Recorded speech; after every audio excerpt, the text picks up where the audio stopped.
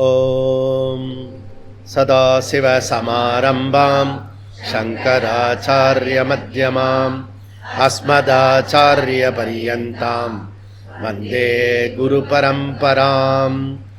ஓம் பார்த்தாய பிரதிபோதிதாம் பகவதா நாராயணேன ஸ்வயம் யாசேன கிருதிதாம் புராணமுனினா மத்யே மகாபாரதம் அத்வைதாம்ருதவர்ஷிணீம் பகவதி அஷ்டாதசாத்யாயினி அம்ப த்வாமனுசந்ததாமி பகவத்கீதே பவத்வேஷினி. வசுதேவசுதம் தேவம் கம்சசானூரமர்தனம் தேவகீ பரமானந்தம் கிருஷ்ணம் வந்தே ஜகத்குரும். ஓம் ஆச்சாலம் பங்கும் லங்கயதே கிரிம் யத்கிருபாதமஹம் வந்தே பரமானந்தமாதவம். ஓம் ஸ்ருதிஸ்மிருதிபுராணானாம் ஆலயம் கருணாலயம் நமாமி பகவத்பாத சங்கரம் லோகசங்கரம். சங்கரம் சங்கராச்சார்யம் கேசவம் பாதராயணம் சூத்ரபாஷ்யக்ருதோ வந்தே பகவந்தௌ புனః புனः. ஓம் ஈஸ்வரோ குருராத்மேதி மூர்த்திபேத விபாகினே வ்யோமவத்வ்யாப்ததேகாய தக்ஷிணாமூர்த்தயே நமः. ஓம் சஹனாவவது சஹனௌ புனக்து சக வீர்யங்கரவாவகை தேஜஸ்வினாவதீதமஸ்து வித்விஷாவகை. ஓம் சாந்தி சாந்தி சாந்தி. ஹரிः ஓம் ஸ்ரீ குருப்யோ நமः. ஹரிः ஓம். ஓம் நாராயணோ பரோ வ்யக்தாத்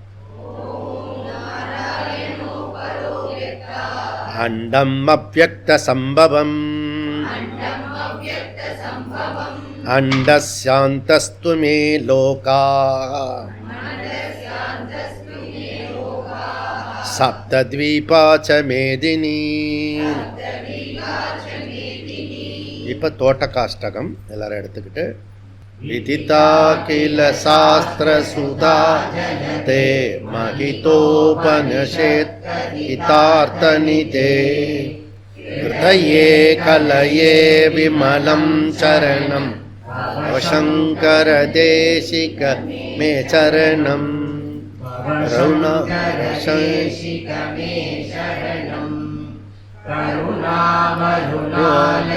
பாலயமா அவசாகர துக் விதோன கிருதம் ரசயா கில தர்ஷன் தத்வவிதம் சங்கர தேசிக மே சரணம்.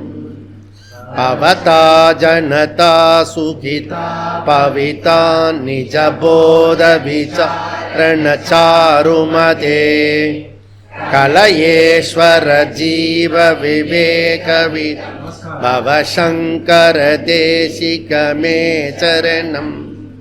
பவ ஏவ பவானிதி நிதராம் சமஜாயதஸ்ய திசி கௌதுகிதா மம வாரய மோகமகாஜலதிம் பவ சங்கர தேசிக மே சரணம்.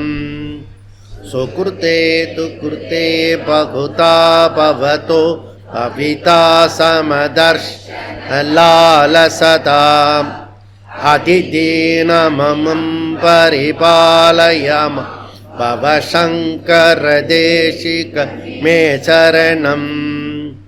ஜகதீமவிதும் கலிதாக்ருதயோ விசரந்தி மகாமக சச்சலத அகிமாம் சுரிவாத்ர விபாசி குரு பவசங்கர தேசி மே சரணம் குரு புங்கவ புங்கவ தனதே சமதாம தாம் கோபி சுதி சரணாகத வத்சல தத்வவித் பசங்கர தேசிக மே சரணம் விதிதானமயா விசதைககலா ந ச கிஞ்சன காஞ்சன மஸ்தி குரோ கிருதமேவ விதேஹி கிருபாம் சகஜா பவசங்கர தேசிக மே சரணம்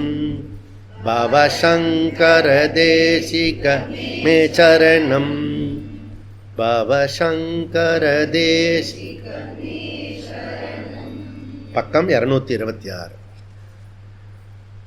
கிம் கர்ம கிம கர்மேதி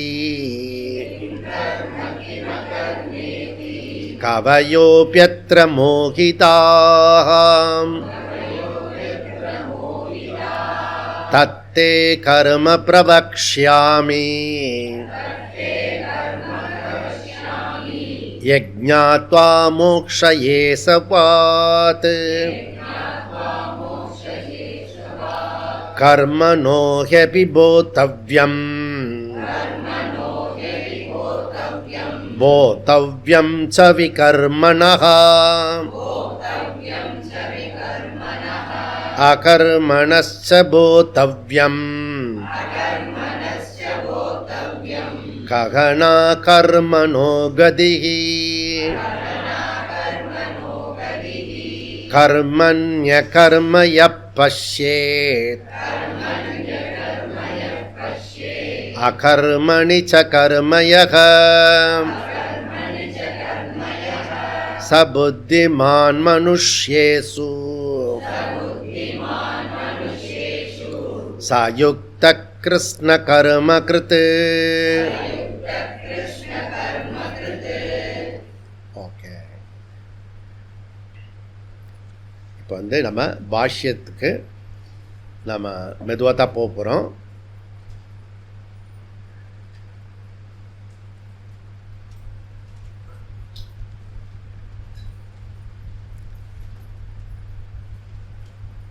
அதுக்கு முன்னாடி நம்ம கடைசியாக பூர்வபக்ஷியோடு முடித்தோம் விஜயதசமிக்கு.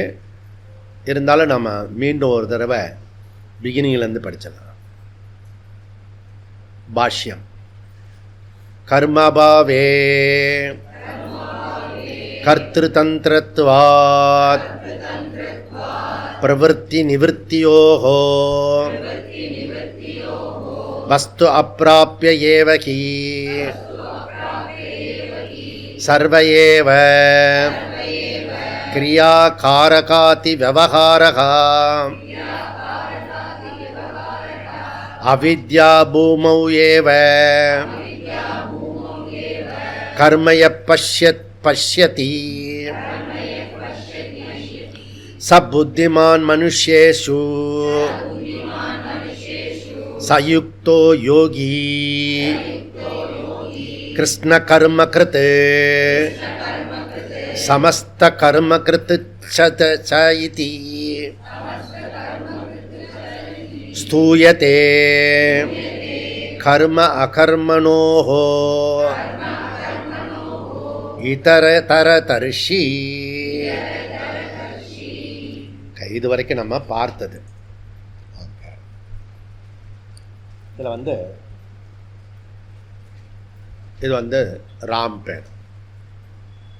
இது வர்ஷா நம்ம இந்த கொடி ஏற்றினதுக்காக கொடுத்த பெரிய இதில் ஜெய் ஸ்ரீராம் இருக்கு. இது அற்புதமான இது ஒரு கிஃப்ட். இது பகவத்கீதை கிஃப்ட். இந்த கிஃப்ட் இது பேக் என்ன சொல்லுவாங்க, ரொம்ப காம்பேக்டாக இருக்கு. ரொம்ப முன்னாடி வந்துட்டீங்க இந்த சேர் பர்சன். நடுவில் ஒரு வரிசை விடணும். புரியுதா? பின்னாடி வரவங்களுக்கு எப்பயுமே ஞாபகம் வச்சுக்கோங்க, குஷனில் வேலை பண்ணணும். இதை வந்து ஒரு 100 தடவை சொல்லுவேன், ஒட்டி பண்ணக்கூடாது. இப்போ சேச்சி சாந்தி இருக்காங்க இல்லையா, ஒரு ஸ்டெப்பு பின்னாடி போயிடுவாங்க. ஜென்ஸ் வந்து விஷ்ணு வந்து பார்க்க மாட்டார், ஹெல்ப் பண்ணுவார்.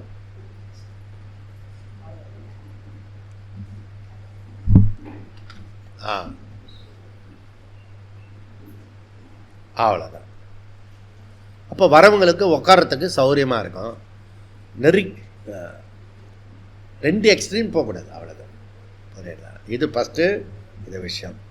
ரெண்டாவது வந்து பாருங்கள், ஸோ சாஸ்திரத்தில் கமிட்மெண்ட் இருந்தால் தான் நாம் வந்து இந்த விஷயத்துக்கு கண்டினியூட்டி வர முடியும். அதனால் வந்து நம்ம ஆச்சாரியா செந்தில்ஜி, காமராஜ், இந்த பக்கம் அவ பேர் என்ன, ராஜேஸ்வரி. அந்த ராஜேஸ்வரி வரலையா? கீதா பாராயண பெருமக்கு எங்கேயோ சிஸ்டத்தில் கோளாறு இருக்குது. சரி, இந்த ராஜேஸ்வரி வந்துட்டா. ஓகே, இது வந்து கமிட்மெண்ட். புரியுறதா? அப்புறம் வந்து கவிதா வந்து ஒரு மாதமாக வந்து இங்கே என்ன பண்ணணுமா அதுக்காக பண்ணின்னு இருக்கு. அதுக்கு பேர் கமிட்மெண்ட். ஸோ ஒரு ஒர்க்கில் தொடர்ந்து அதுலேயே வந்து நாட்டத்தை செலுத்துறது. புரியுதா? ஸோ இந்த மாதிரி ஒரு விஷயத்தை நோக்கி நம்ம செஞ்சுக்கிட்டே இருக்கிறதுக்கு பேர் அந்த மாதிரி நாம் பண்ணிடுறோம். சரி, பரவாயில்ல. இப்போ வந்து நாம் விஜயதசமியில் பெரிய அளவில் நம்ம சந்தித்தோம். இப்போ என்ன பண்ண போகிறோம், இன்றைக்கி கீதா ஜெயந்தி சிபிர். ஃபஸ்ட்டு சிபிர் வந்து விஜயதசமி சிபிர். நெக்ஸ்ட்டு வந்து இப்போ பார்க்குறது வந்து கீதா ஜெயந்தி சிபிர். 3வது சிபிர் வந்து ஜீவ யாத்ரா சிபிர். அப்போ போன தடவை நடந்தது, அப்புறம் நடக்க போகிறது, இப்போ நடக்க 3 சொல்லிட்டேன். சரியா? ஓகே. இதில் வந்து இந்த ஒரு நல்ல ஷிபிர் வந்து கீதா ஜெயந்தி ஷிபிர் வந்து 29-30 நவம்பர் 2025 நவம்பர்லேயே வந்துடுது. ஏன்னா இந்த நவம்பர் பார்த்திங்கன்னா ரொம்ப டென்சிட்டிவான ஒரு மாதம். நிறைய முக்கியமான நிகழ்வுகள்லாம் நடந்தது. 26/11/2011 பாரத பிரதமரை வந்து யோகசாந்தி குருகுலம் வந்து முடிவு பண்ணி அனௌன்ஸ் பண்ணி 26/11/2011 அது ஆக்சுவலி வந்து கான்ஸ்டிடியூஷன் டே. அந்த நாள் வந்து கான்ஸ்டிடியூஷன் டே. அந்த நாள் அது தெரியாது. அப்போ அந்த நாள் வந்து நேச்சுரலாக அமைஞ்சு போச்சு. அதுக்கு முன்னாடி நாள் 25/11/2025 பெரிய வரலாற்று நிகழ்வு நடந்தது. 500 வருஷத்தினுடைய வலி போக்கி திருப்பி சனாதன தர்மத்தினுடைய காவிக்கொடி வந்து 191 அடிக்கு மேலே ஏற்றப்பட்டது. அதுவும் கரெக்டாக வந்து நம்மளுடைய எஜுகேஷன் சிஸ்டத்தை வந்து மாற்றினது மெக்காலே. அவன் வந்து 191 வருஷம் ஆகிறது. அவன் வந்து 1835 வந்தான். 1835 வந்து இன்னைக்கு வந்து 191 வருஷம் பூர்த்தி ஆகிறது. அப்போ அவன் வந்தது எதுக்கு கொண்டாடணும்? அவன் வந்ததுக்கு கொண்டாடல. அவனுக்கு நாம் சாவு மணி அடித்து இந்த கொடி ஏற்றப்பட்டதிலிருந்து திருப்பி சனாதன தர்மம் மீண்டும் அந்த கொடிக்காக நம்ம வந்து ஒரு சங்கநாதம் செய்வோம்.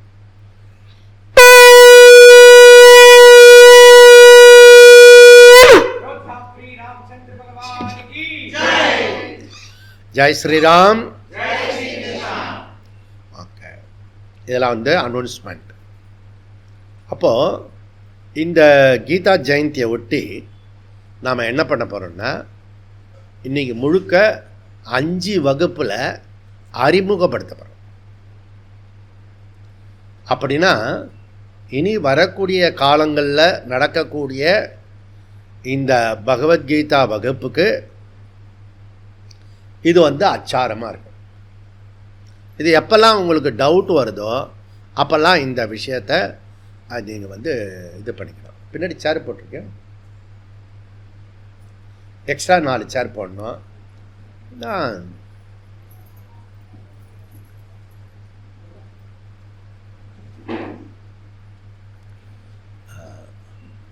ஓகே, 2வது 1 வருஷம் போடணும். தள்ளி போடு, இடிச்சிக்காது. ரொம்ப எளிமையாக இருக்கணும். ஒரு செடி இன்னொரு செடியை இடிக்கக்கூடாது, ஒரு ஆள் இன்னொரு ஆள் இடிக்கக்கூடாது, ஒரு தேசம் இன்னொரு தேசத்தை இடிக்கக்கூடாது. புரியுதுதா? அவன் செப்பரேட்டாக ஃப்ரீடமாக இருக்கணும். சாதாரண விஷயம். ஓகே, இதெல்லாம் சைட் டாபிக்.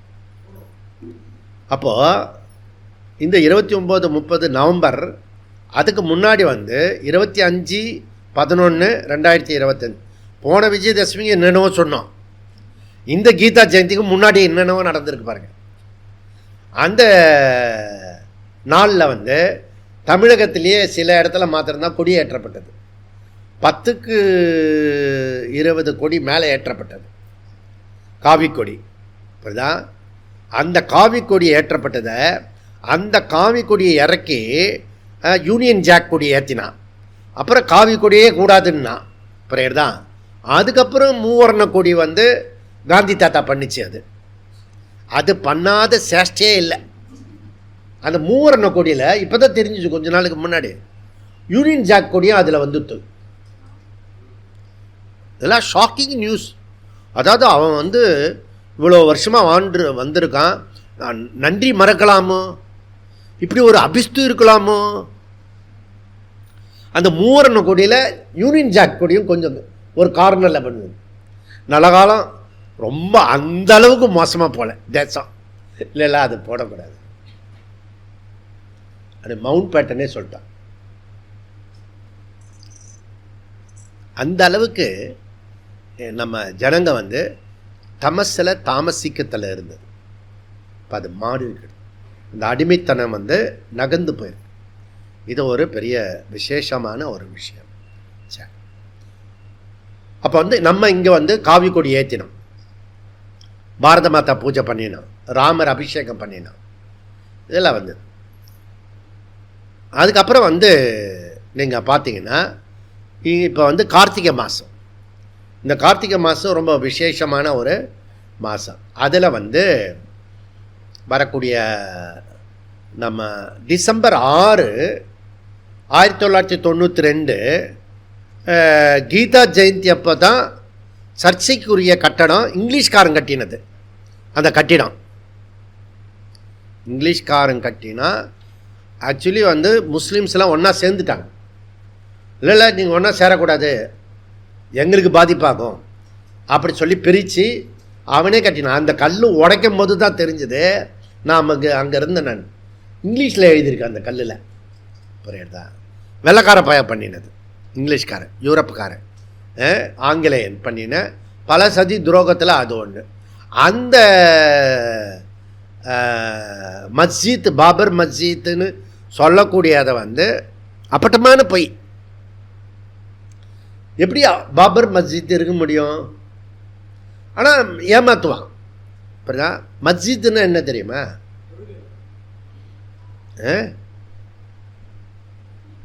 மஸ்ஜித்னா தொழுகை பண்ணுற இடமா? சமாதி, கல்லறை. புரியுதா? இப்போ அல்லா கோயிலெலாம் இருக்குல்ல, அதில் என்னது? அது மசூதி, தர்கா. இது மஸ்ஜித்து, கல்லறை. பாபருடைய கல்லறைன்னு சொல்லிட்டான். புரியறதா உனக்கு? இதுவே உனக்கு எப்போ புரிய வச்சு அது இதுவே கோயிலே வந்துடுத்து. ஏன்னா அதுவே பொய். பாபருடைய கல்லறை கிடையாது. அதுக்கு அடியில் கோயில் இருக்குது. அதுக்கப்புறம் கோர்ட்டு ஒன்று இருந்தது. அப்புறம் அலகாபாத் கோர்ட்லேருந்து அதுக்கப்புறம் ஆர்கியாலஜி டிபார்ட்மெண்ட்டு இப்படிலாம் பண்ணி இன்னைக்கு அந்த பாபரி மஸ்ஜித்துன்னு சொல்லக்கூடிய கமிட்டியில் இருக்கிற ஒரு ஆளே கொண்டு வந்து அவனுக்கு சம்மந்தம் இல்லாத கொடியேற்றுற இடத்துல கொண்டு வந்து அவரையும் பாராட்டிட்டாங்க எல்லாம். அது வந்து 2027 எலெக்ஷன் யூபியில் அதுக்காக வேண்டி அது லோக்கல் எம்பியை கூப்பிடல. எல்லாம் ஒரு கணக்கு இருக்குது, எத்தனையோ கணக்கு இருக்குது. ஸோ அது வந்து 92 இடித்தது இருக்கு இல்லையா, அங்கே இடித்தா தான் இன்றைக்கி வந்து 25/11/2025 கொடியேற்ற முடியும். அதுவே இருந்துன்னா உனக்கு ஒன்றுமே ஒன்று முதல்ல பிரச்சனைக்குரிய விஷயத்த டெமாலிஷ் பண்ணிடணும். புரியறதா? முதல்ல புல்டோசர் பாபா இருக்கார் இல்லையா, டெமாலிஷ் பண்ணி அப்புறம் மீதி வரதை பார்த்துக்கலாம். புரியறதா? நீ முதல்ல அப்படி பிளான் பண்ணணும். முதல்ல டெமாலிஷ் பண்ணு, அப்புறம் வரதை பார்த்துக்கலாம். புரியறதா? அந்த மாதிரி நீங்கள் வந்து பிளான் பண்ணிக்கிட்டே இருந்தீங்கன்னா இது ஒரு பர்ஃபெக்டாக இருக்கும்.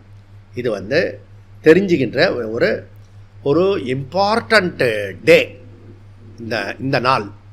நான் 25/5.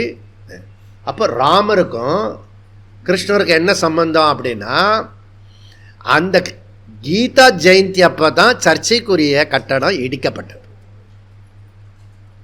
புரியுறதா? இவன் டிசம்பர் 6ன்னு சொல்லிட்டு அதே பாணியில் மம்தாவோட மினிஸ்டரில் ஒருத்தன் வந்து டிசம்பர் 6க்கு பாபர் மஸ்ஜித்துக்கு அடிக்கல் நாட்ட போகிறோம் அப்படின்றான். எவ்வளோ அறிவு பாருங்க. பாபரே வெளிநாட்டுக்காரன். நம்மக்கிட்ட கேட்டால் கூட நீ வெளிநாட்டுக்காரங்களுக்கெல்லாம் வந்து நினைவு சின்னவை, உன் அடிமை புத்தியை டிக்ளேர் பண்ணி காட்டு, ஆனால் தப்பாக பேசாத. புரியுதா? இப்போ ஏன் சங்கரர் வந்து அத்தியாச பாஷ்யம்னா லோக்கல்லையே அத்தியாசமாக இருக்குது. சாதாரண விஷயம் கல்லறைக்கும் நினைவிடத்துக்குமே தெரியல. இவன் வந்து கல்லறையை வந்து அடா டே நீ பண்ணுறது பண்ணு, தப்பு கிடையாது, ஆனால் செய்கிறது ஒழுங்காக செய்ய அப்படின்ற. திருப்பி மத கலவரத்தை தூண்டலாம். இதில் பழைய ஃபார்முலா. இனிமேல் வந்து பழைய ஃபார்முலாலாம் பாரதத்தில் நடக்காது. புரியுதா? அது எங்கேயோ போயிடுத்தது. புரியுதா? மினிஸ்டர் வேறு, பிரதமர் வேறு, திசை வேறு, நம்மெல்லாம் வேறு திருப்பி வந்திருக்கோம். இது ஒரு விஷயம். ஓகே, கீதா ஜெயந்தி. இந்த கீதா ஜெயந்தியில் சங்கர பாஷ்யம் நம்ம எடுத்துட்டுருக்கோம். யோகசாந்தி குருகுலத்தினுடைய 5th ஜென்ரேஷன் இது. இதெல்லாம் இப்போ ஜென்ரேஷன் சொல்லுவாங்க. ஓகே, இப்போ வந்து 5th ஜென்ரேஷனில் ஃப்ளைட்டு ஜெட் ஃபைட்டர் ஜெட்டு வந்திருக்கு. சைனாவில் அவன் 5th வந்திருக்கான், கப்பலில் 5th வந்திருக்கான். இந்த மாதிரி சொல்லிகிட்டு இருக்காங்க. சரி, நம்ம யோகசாந்தி குருகுலத்தில் இது 5th ஜென்ரேஷன். இப்போ ஃபஸ்ட்டு ஜென்ரேஷன் என்ன? ஃபஸ்ட்டு ஜென்ரேஷன் வந்து யோகா. செகண்ட் என்ன? பிரகரண கிரந்தம். 3 என்ன? பிரஸ்தானத்திரயம் சதுசூத்திரை. 4 என்ன?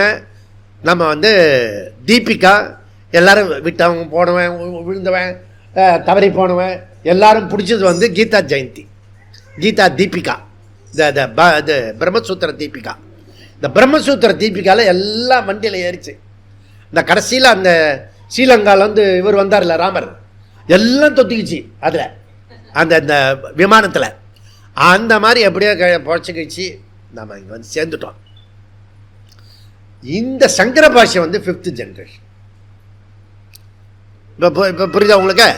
எப்படி ரேஷியோ எப்படி போயின்னு இருக்கா அப்படின்றத உங்களுக்கு இப்போ நல்லா தெரியும். ஓகே, இது வந்து இது நம்ம புரிஞ்சிக்க வேண்டிய விஷயம்.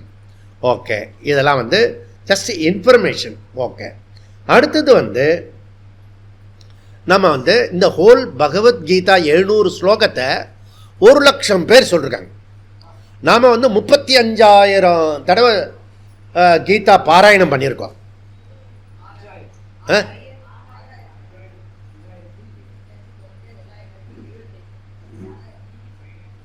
6,000 தானே? தப்பாக சொல்லிட்டேனா?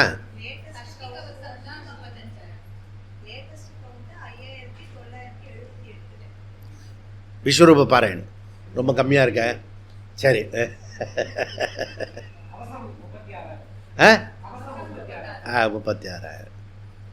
36 தடவை ஜெயிச்சு 36,000 வந்துட்டோம்.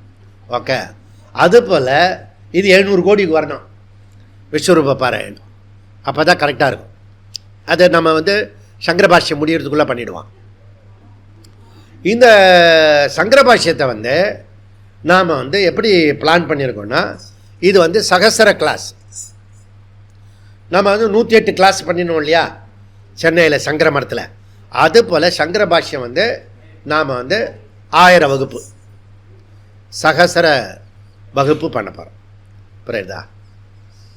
ஸோ அதில் வந்து நம்ம வந்து இன்றைக்கி பண்ணுற வகுப்பு வந்து 3 4வது வகுப்பு இன்றைக்கி. ஓகே, அதில் வந்து 212வது வகுப்பு. இப்போ சங்கரபாஷ்யம் எத்தனை வகுப்பு? 212. இன்னும் நம்பர் சொல்கிறீங்க, ஒன்று தான் இது, ஆனால் அதை வந்து 4 சொல்கிறீங்க, அப்புறம் 212 சொல்கிறீங்க. உங்களுக்கு ஏதாவது புரியலன்னா அவர்கிட்ட நிரஞ்சன்ஜி இருக்கார், அவர்கிட்ட தனிப்பட்ட முறையில் தனியாக டியூஷன் வச்சு கேட்டுக்கோங்க. அதுக்கப்புறம் என்னென்னா, இது வந்து இந்த 25/11/2025 பகவான் ஸ்ரீகிருஷ்ணர் அவதாரம் பண்ணும்போது அதுக்கு முன்னாடி ரோகிணி நட்சத்திரத்தில் இருந்த அந்த நட்சத்திரத்தை பிறந்த குழந்தைகள்லாம் கொண்டு விட்டான் கம்சன். இப்போ இருக்கிற கம்சன் வந்து டெல்லியில் குண்டு வச்சு ஒரு 10-20 பேரை கொண்டுட்டான். காஷ்மீரில் ஒரு 10-20 பேரை கொண்டுட்டான். பலிதானம். பலிதானம் இல்லாமல் நடக்காது. லீலா சாகர் இது வந்திருக்கான் நிரஞ்சன், அவள் அம்மா அப்பாலாம் வந்து பலிதானம் பண்ணி இந்த சுதந்திரத்தை கிடச்சிருக்கு. புரியுறதா? அந்த பலிதானம் வந்து அந்த 92 நம்ம டிசம்பரில் பண்ணினோம்ல, அதை கரை வச்சு அடித்தான். இப்போ என்ன பண்ணுறான்? அதே தான் பழைய ஃபார்முலாவில் டிசம்பர் 6க்கு எல்லா இடத்துலையும் நாடு முழுக்க வந்து வெடித்து செதறுன்றதுக்காக 3000 கிலோ இப்போ டெல்லியில் நடந்தது இல்லையா, அந்த மாதிரி அது வந்து சைனாக்காரன் அனுப்பிச்சிருக்கான் வழியாக, பாகிஸ்தான் வழியாக ட்ரோன் மூலியமாக அனுப்புகிறான். அதுக்கு வந்து டாக்டர்ஸ் ஃபுல்லாக ஒரு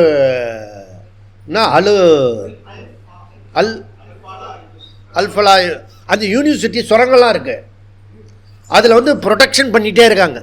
அது வந்து பயங்கரவாதிகளுடைய செல்லு மாதிரி. அது வந்து இப்போ தோண்ட இருக்காங்க, சீல் வச்சுட்டாங்க கம்ப்ளீட்டாக. ஓகே, அது இதெல்லாம் என்னென்னா அலர்ட்டாக ஸ்மார்ட்டாக தொடர்ந்து ஆப்ரேஷன் சிந்தூருக்கு பிறகு ஒன்று நடக்கும். அவன் பழிக்கு பழி வாங்கிறதுக்கு ட்ரை பண்ணுவான், உள்ளூர்லேயே பண்ணுவான். புரியுறதா?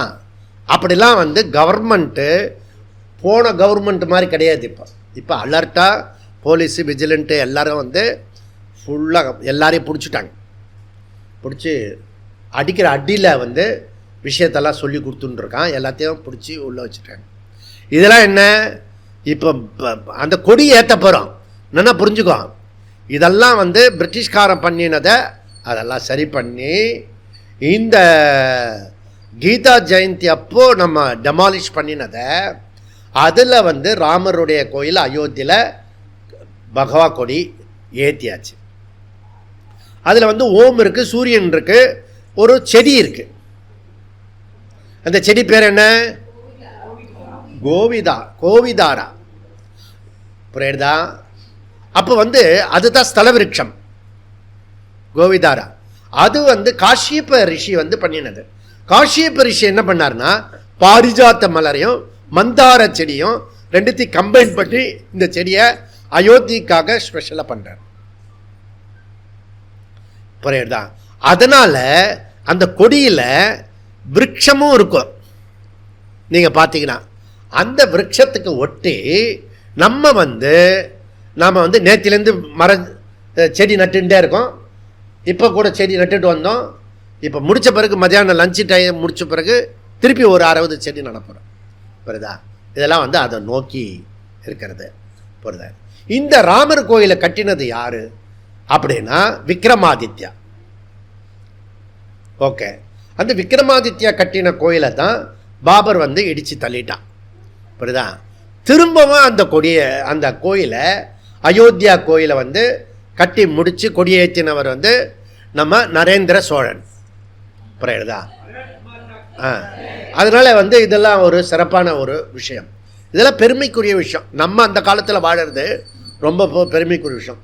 இதெல்லாம் ஏங்கினவங்க, தவிச்சவங்க, போராடினவங்க அவங்களாம் இப்போ இல்லை. நம்மளுடைய காலத்தில் இதெல்லாம் நடந்துருக்கு. இது ஒரு ஸ்மார்ட்டான ஒரு விஷயம். ஓகே, இதெல்லாம் வந்து நம்ம இந்த கீதா ஜெயந்தியை ஒட்டி சொல்கிறோம். இப்போ இந்த 700 ஸ்லோகத்தை ஒரே நேரத்தில் 1,00,000 தடவை பாராயணம் பண்ணிட்டாங்க. எங்க? உடுப்பியில். அதுக்கு பிரதமர் போயிருக்கார். 1,00,000 தடவை எப்படி 700 ஸ்லோகத்தை பண்ண முடியும்? நம்ம இப்படி கதறியே 6,000 தாண்ட முடியல. அவன் சடனாக ஒரே நாளில் 1,00,000 பண்ணிட்டான். எப்படி? 1,00,000 பேர் 700 ஸ்லோகம் சொன்னாங்க. உடனே சொல்லலை, புக்கு கொடுத்துட்டு படி அப்படின்னு.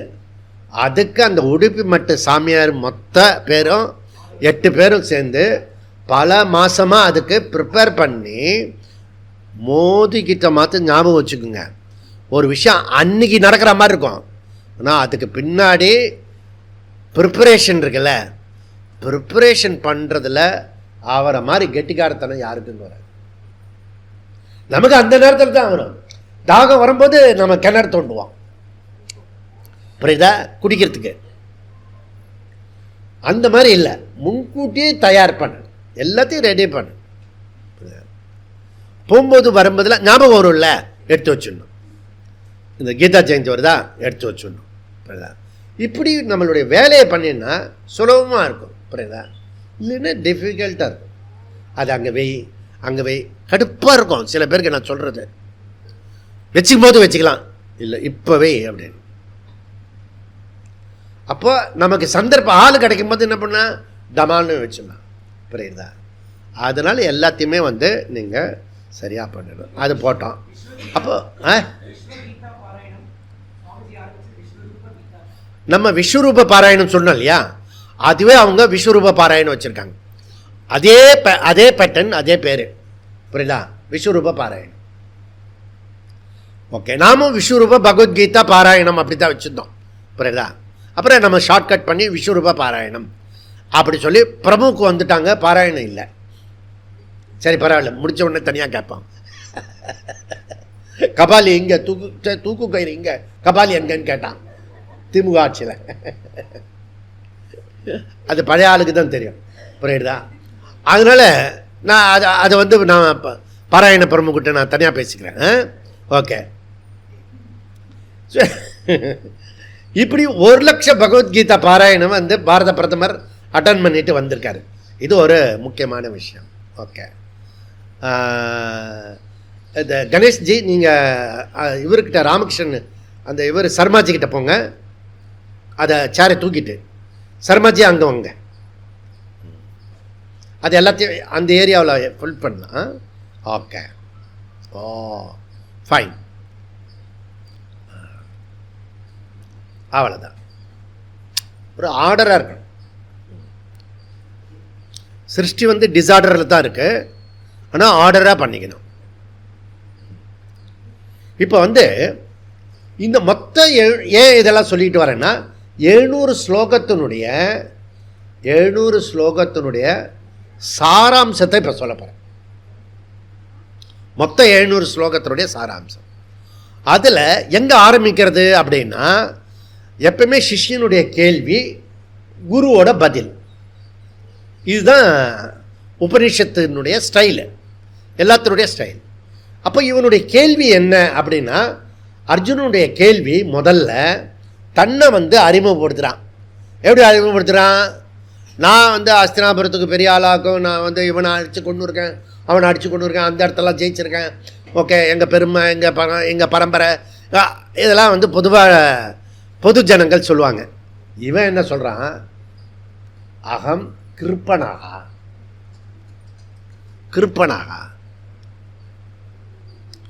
எனக்கு ஒன்றுமே தெரியல. தெரிய வேண்டியது தெரியாமல் இருக்கிறவனுக்கு பேர், தெரிஞ்சிருந்தும் அது இல்லைன்னு நினைக்கிறான் பாரு, அவனுக்கு பேர், அது இருந்தும் அதை பயன்படுத்தாமல் இருக்கிறானே அவனுக்கு பேர் கிருப்பனாகா. நான் வெறும் பணத்தை மாத்திரம்தான் சொல்லுவான், அது இல்லை, புத்தி இருந்தும் புத்தியை பயன்படுத்தாதவன். அதுதான் மனுஷேஷு சக புத்திமான் அப்படி சொல்றார். மொத்த மனிதர்களில் புத்திமான். ஏன் அவனை மட்டும் புத்திமான் சொல்றான்? அவன் கர்மத்தில் அக்கர்மத்தை பார்க்குறான், அக்கர்மத்தில் கர்மம் பார்க்குறான். இன்னும் அக்கிரமமாக இருக்க என்ன அப்படின்னா அதில் பொடி வச்சு பேசுகிறார். அதை சரசாசனம் பண்ணினா தான் தெரியும் போல இருக்க. ஏன் அது புத்தியா?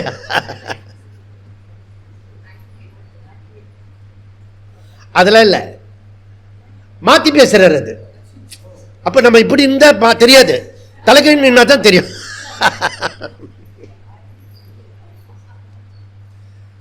செயல் தான் பார்க்கணும். செயலில் அக்கிரமத்தை எப்படி பார்க்க முடியும்? அக்கிரமத்தில் அக்கிரமம் தான் இருக்கு. இப்போ நம்ம சும்மா உட்காந்துருக்கோம், ஆக்ஷனை பண்ணிட்டு இருக்கோம்.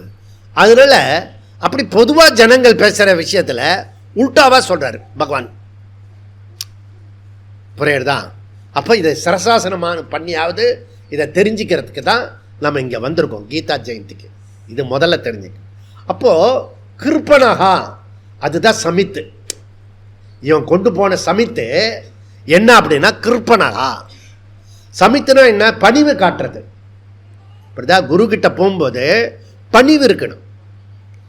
அங்கே அல்ட்டாவெல்லாம் காட்டக்கூடாது. இப்போ எங்கள் குரு வருவார், சாப்பிடுவார், நான் எனக்கு பிடிச்ச ஐட்டம் வர குரு வரும்போது நல்லா பண்ணுவாங்கல்ல, நான் மூக்கை பிடிச்சிட்டு சாப்பிட முடியுமா?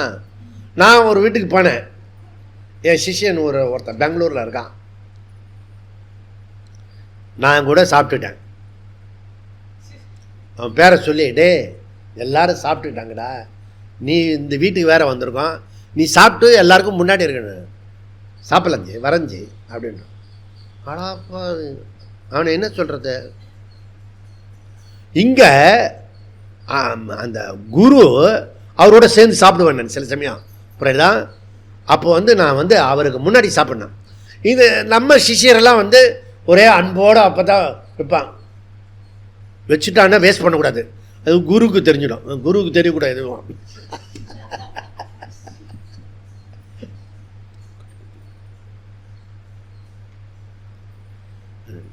அப்புறம் அவர் எப்படி சாப்பிட்றாருன்றதை பார்த்துக்கிட்டே இருக்கணும், புரியுதா? அவர் முடிக்கிறதுக்கு முன்னாடி நம்ம முடிச்சுட்டோம், ரெடியாகிக்கணும். நமக்காக அவர் வெயிட் பண்ணக்கூடாது, புரியுறதா? அது போல் கெஸ்ட்டு வந்தாங்கன்னு வச்சுக்கோங்க, சாப்பிடுங்க அப்படி சொல்லக்கூடாது. கெஸ்ட்டு வாயில் போட்ட பிறகு தான் நம்ம சாப்பிடணும். இதெல்லாம் சாமானிய தர்மங்கள், இதெல்லாம் புரியுறதா? இதெல்லாம் நம்ம புரிஞ்சுக்கணும், தெரிஞ்சுக்கணும். இதெல்லாம் தெரிஞ்சுக்கிட்டா இருக்கணும். இந்த கிருப்பனகா ரொம்ப இம்பார்ட்டன்ட், அது சமயத்துக்கு சமானம். அதன் பிறகு என்ன சொல்கிறான்னா, அவன் எனக்கு தர்ம மோகம் இருக்கு. இது என்னது தர்ம மோகம் அப்படின்னா? இதுதான் டாபிக்கல் ப்ராப்ளம். எல்லாரும் குரு கிட்ட நம்ம சொல்லுவோம் டாபிக்கல் ப்ராப்ளத்தை. எனக்கு ப்ராப்ளம் இருக்குது, பேக் பெயின் இருக்குது, சர்விக்கல் பெயின் இருக்குது, அப்புறம் குடும்பத்தில் பிரச்சனை இருக்கிறது, என் பையனுக்கு அப்பப்போ ஜலதோஷம், இதை கூடவா குரு கிட்ட?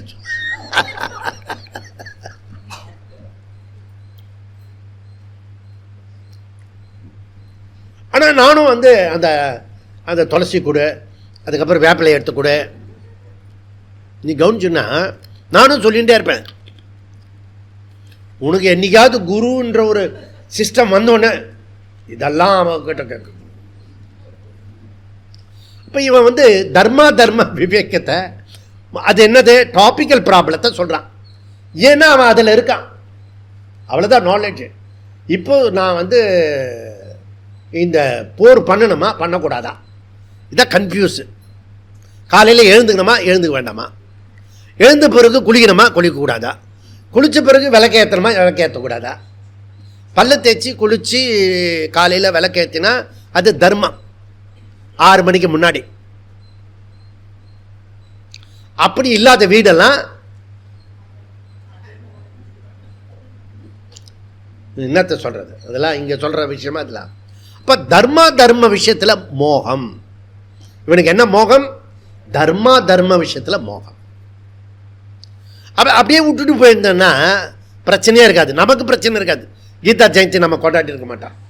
அதுக்கப்புறம் போகிற போக்கில் வந்து எனக்கு வந்து ஸ்ரேயஸ் சொல்லிக் கொடுங்க அப்படின்ட்டா. இது என்னது? Fundamental problem. இப்படிதான் அல்டிமேட்டு கேட்குறான் ஸ்ரேயஸ். முன்னாடி சொன்னது வந்து பிரேயஸ், இது வந்து ஸ்ரேயஸ். புரியுதா? சரி, அதோடு சொல்லிட்டு போனேன், அதோடு நிறுத்த வேண்டியது தானே. அதோடு நிறுத்தலை. எனக்கு எது நிச்சயமோ அதை சொல்லுங்க அப்படின்ட்டான். இப்போ சில பேர் வந்து இங்கே ஒரு அம்மா வரல, கன்னிகைபுத்தூர்லேருந்து வரேன்னு சொல்லிச்சு, வரல. இப்போ திருப்பி கேட்டேன் ஏன் வரலன்னு. அப்படி தான் சொல்லுவோம், ஆனால் சொல்கிற மாதிரியே வந்துட முடியுமா? அடிப்பாவி. அப்போ சொல்கிறது அப்படி தான் ஜி, அப்படியே சொல்லுவான். நம்ம எல்லாம் மனோகர் பறிக்கர் இங்கே கொண்டுத்தூர் இருக்கான், மனோகர் வரையா அப்படின்னு வந்துடுறேன் ஜி. சனிக்கிழமை மேலே இது அடுத்த வாரம், அடுத்த மாதம் உங்களை கூட்டிகிட்டு போவேன், ஜனவரியில் குன்னத்தூருக்கு. ரைட்டுதா? அந்த இதில் குன்னத்தூர் விழாவில், பெரிய விழா, அதுக்கு வர சொன்னால் வந்துட்டான். நான் வரேன்ஜி அப்படின்ட்டான். வரேன்னு சொல்லிட்டு திரும்பி பார்த்தா இல்லை. ஃபோன் பண்ணேன், மனோகர் வரேன்னு. ஆமாம் ஜி வரேன்னு சொன்னேன். வா காணுமே. எப்படி வர முடியும்? நான் மதுராந்தகத்தில் இருக்கேன். நான் இயற்கையாக சொல்கிறான். அப்போ தான் புரிஞ்சது, ஓ ஜனங்கள் ரொம்ப இயற்கையாக இருக்காங்க, நம்ம தான் எங்கேயோ வேறு லோகத்திலேருந்து வந்திருக்கோம் அப்படின்னு. அப்போ இதில் என்னென்னா, இதெல்லாம் அர்ஜுனனுடைய விஷயம். புரியுதா? நிச்சயம் கேட்குறான், ஆனால் நிச்சயம் கேட்டுட்டு அவன் வந்து ஒரு மாதிரி கன்ஃபியூஸ் பண்ணுறேன்றான், கிருஷ்ணரையே கிரிட்டிசைஸ் பண்ணுறான் சில இடத்துலலாம். புரியுதா? இதெல்லாம் வந்து குருன்னு ஒருத்தர் வந்தாருன்னா இதெல்லாம் வாங்கி காட்டிக்கணும் எல்லாமே. புரியுதா? அப்போ இருந்தால் அந்த தொழிலுக்கு வரணும், இல்லைன்னா சும்மா இருக்கணும். புரியுதா? நம்ம என்ன கரடி மாதிரி கத்தினாலும் அவன் வந்து வேறு மாதிரி புரிஞ்சுட்டு இருப்பான். புரியுதா? அதில் நீ பண்ணிக்கணும். இது போட்டோம். அப்போது இவனுடைய கேள்வி அகம் கிருப்பனகா, அப்புறம் மோகம் வந்து தர்ம மோகம், அதுக்கப்புறம் வந்து ஸ்ரேயஸ், அதுக்கப்புறம் வந்து நிச்சயம். இப்படி கேள்வியில் அமைஞ்சு போச்சு. இதுக்காக பகவான் கீதையை உபதேசம் பண்ணுறார். உபதேசம் பண்ணுறதை நம்ம படிக்க போகிறோம். ஆனால் கன்க்ளூஷன் என்ன? இந்த முதல்ல ஆரம்பிக்கிறது யார்? இந்த பகவத்கீதையில் 700 ஸ்லோகத்தில் முதல்ல யார் உவாச்ச? சஞ்சய உவாச்ச. லாஸ்ட் யார் உவாச்ச? சஞ்சய உவாச்ச. உபக்கிரம உபசம்ஹார. பர்ஃபெக்டாக இருக்கிறதா? இதுதான் பன்முகத்தன்மைன்னு பேர். ஒரு கர்மம் பண்ணினா ஒன்றே பண்ணக்கூடாது, ஒன்று பண்ணும்போதே 10 தப்பாக பண்ணிடணும். அப்படி இல்லை, 10 வந்து சரியாக பண்ணணும். கீதையெல்லாம் சொல்கிறதே கஷ்டம். புரியுதா? அப்போ கீதை சொல்லும் போதே என்ன பண்ணிட்டாருன்னா, அர்ஜுனனை மையமாக வச்சுக்கிட்டு அங்கே சஞ்சயனுக்கு சொல்லிட்டார். சஞ்சயனை வச்சு திருதராஷ்டிரனுக்கு ராஜாவுக்கு சொல்லிட்டார். ஒரே ஸ்ட்ரோக்கில் 3 பேர் கேட்குறாங்க கீதையை. அதை ரொம்ப உருப்பட்டது யாருன்னா சஞ்சயன் மாத்திரம்தான். இவனுக்கு ஒரு அஜெண்டா இருக்கா? யாருக்கு? அர்ஜுனனுக்கு ஒரு அஜெண்டா இருக்கு. எப்பயுமே நமக்கு ஒரு அஜெண்டாவில் இருப்போமா, உள்ளே போகாது, பாதி போன மாதிரி இருக்கும் அஜெண்டா இருக்கிற பயலுக்கு.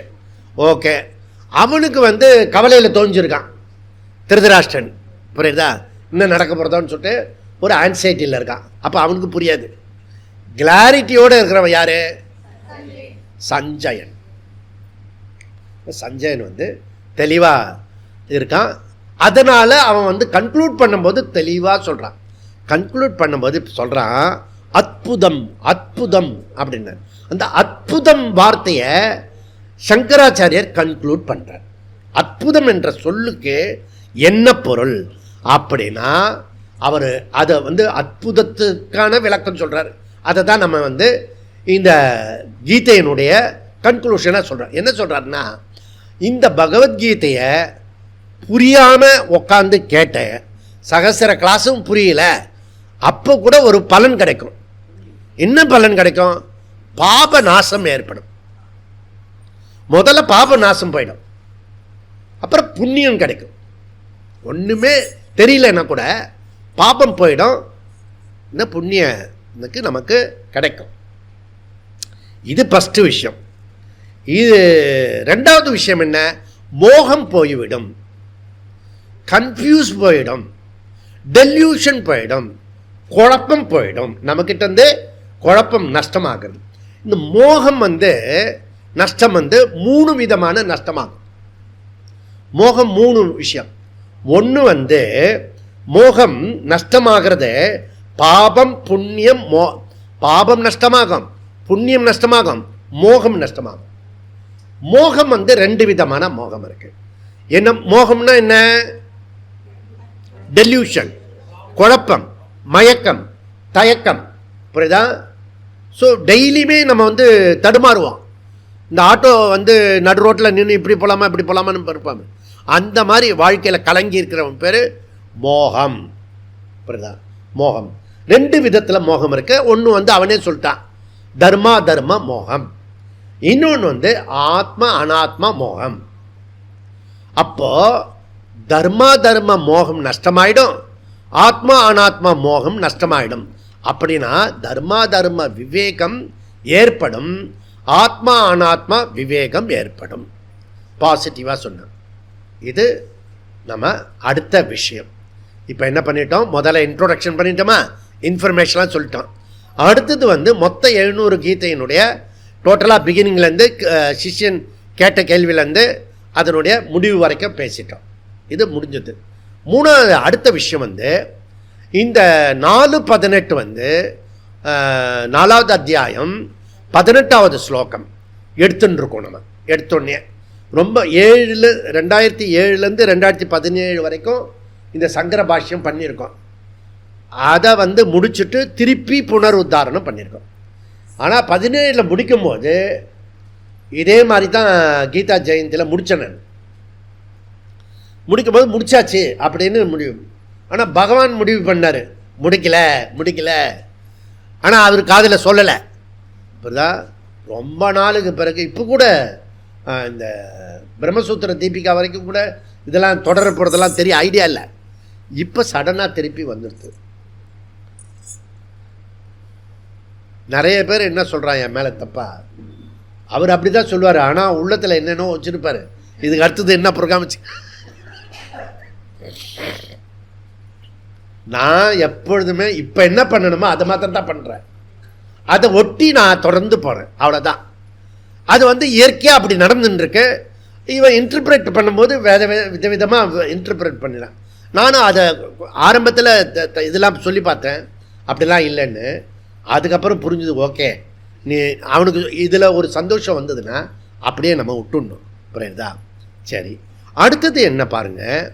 இதில் இந்த 4வது அத்தியாயத்தினுடைய பேர் தெரியணும். பேர் என்ன?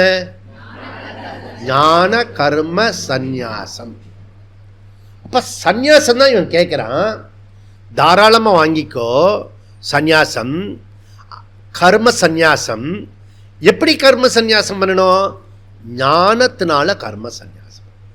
இது பானை இருக்கு, இந்த பானையை வந்து போட்டு உடைக்கிறது ஒரு விதம் நாசம் பண்ணுறது. போடாமையே இது நாசம் பண்ணுறது அறிவுனால. அப்படிதான் ஞானத்தினால இந்த பானைன்ற ஸ்டேட்டஸை தியாகம் பண்ணலாம். இது உங்களுக்கு இப்போ தெரியும், இதெல்லாம் விளக்க வேண்டாம். அதனால் ஞான கர்ம சந்நியாசம். ஞான கர்ம சந்நியாசனா என்னன்னா, எல்லாருமே கர்மத்தில் ஈடுபடலாம். எல்லாருமே கர்மத்தில் ஈடுபடலாம். ஞானியாக இருந்தாலும் அஞ்ஞானியாக இருந்தாலும் எல்லாருமே கர்மத்துக்குள்ளர ஈடுபடலாம். ஏன் ஈடுபடணும்? ஏன் ஈடுபடணும்னா, ஈடுபடாமல் இருக்க முடியாது அப்படின்னு கிருஷ்ணர் வந்து 3வது அத்தியாயத்தில் 5வது ஸ்லோகம் பாருங்க. நகி கச்சிக்ஷணமபி தாது சிஷ்டத்ய கர்ம கிருத் காரிய தேகவ சக்கர்ம சர்வ பிரகிருதி ஜைர்குணை. சந்தேகமே இல்லை, யாருமே கர்மம் இல்லாமல் இருக்க முடியாது அர்ஜுனா. அதுதான் இந்த 4:18ஓட ரகசியத்தை சொல்ல போகிறேன் விளக்கமாக. அதனால் இந்த 4:18 இருக்க இந்த 700 ஸ்லோகத்தினுடைய சூத்திர வாக்கியம் 4:18. இந்த 16-17 ஸ்லோகம் இருக்கு இல்லையா, இல்லை அதுக்கு முன்னாடி 2வது அத்தியாயம், 3வது அத்தியாயம், 4வது அத்தியாயம், பின்னாடி வரக்கூடிய அத்தியாயம், அதெல்லாம் விருத்தி வாக்கியம். இந்த 4:18 விளக்கிறதுக்காக விருத்தி வாக்கியம், ப்ரிப்பரேஷன். ஓகே, விருத்தி வாக்கியம்ன்றது ப்ரிப்பரேஷன். 4:18க்காக உன்னை ரெடி பண்ணுற, புரிய வைக்கிறதுக்காக. அதுக்கப்புறம் என்ன, 19லேருந்து 24 வரைக்கும் சொல்ல போகிறார். 4வது அத்தியாயம் 19லேருந்து 24. இந்த 18வது ஸ்லோகத்துக்கு பகவான் கிருஷ்ணரே பாஷ்யம் பண்ணுறார். அது 6 ஸ்லோகம் சொல்ல போகிறார் இந்த 18. அப்படின்னா உங்களுக்கு இதனுடைய முக்கியத்துவம் புரியும்னு நினைக்கிறேன். புரியுதா? நம்ம வெறுமனே அப்படியே வாட்சியார்த்தமாக சொல்லிட்டு போயிடுவோம். வாட்சியார்த்தமாக சொல்லிட்டு போகிறது சாதாரண ஜனங்கள். ஓகே, அதனுடைய சீரியஸ்னஸ் புரியணும் நமக்கு.